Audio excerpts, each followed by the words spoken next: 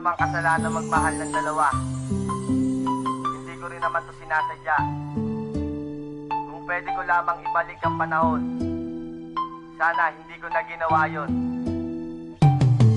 Kasalanan ba ng taong magmahal ng dalawa? Kasalanan rin ba nating magmahal ng iba? Bakit ba tayo ganito, hindi kontento sa isa? Meron nga bang pagkukulang upang humanap ng iba? Kaya ngayon pakinggan nyo ang daloy ng aking buhay tungkol sa dalawang babaeng minahal ko ng sabay. Inibig ko ng tunay, ito'y parehas at pantay, pero hiling ko lang naman sanay huwag kayong mag-away. Umpisa ang mga to nang ako ay napatambay. May nakita akong babae at siya sa akin sumabay. Tinanong aking pangalan at kinuha aking number. Di ko sukat akalain puso niya sa akin ay hyper. At sumapit na ang araw na maging magkasintahan, magkasama araw-araw at sabay pang maghapunan. Ngunit meron diskusyon na sa amin ay bumangga. Yun ay nabuntis ko siya kaso hindi pa ko handa. Kasalanan bang magmahal ng dalawa? Di ko naman sinasadya. Kung pwede lamang ibalik ang panahon, hindi ko gagawin yon.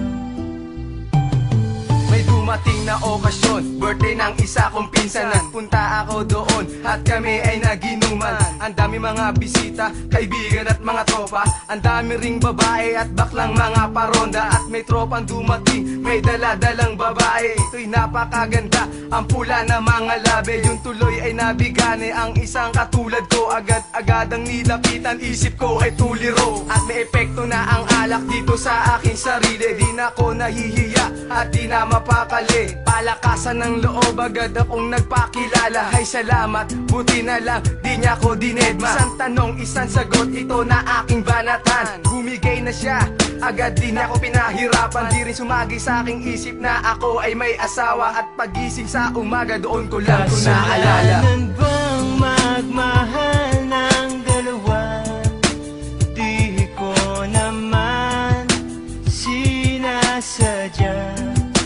Kung pwede lamang ibalik ang panahon, hindi ko gagawin yon.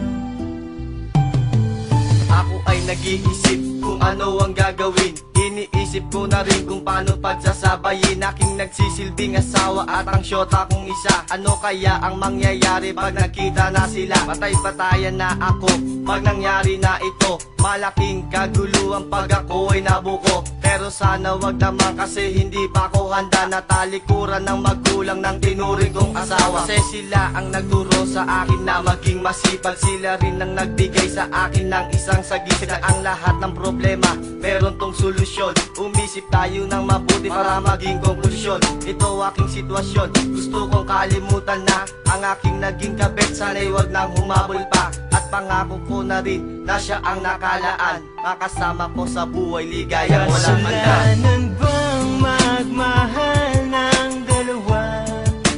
Di ko naman sinasadya. Kung pwede lamang ibalik ang panahon, hindi ko gagawin yon.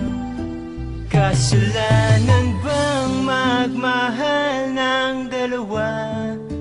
Di ko naman sinasadya.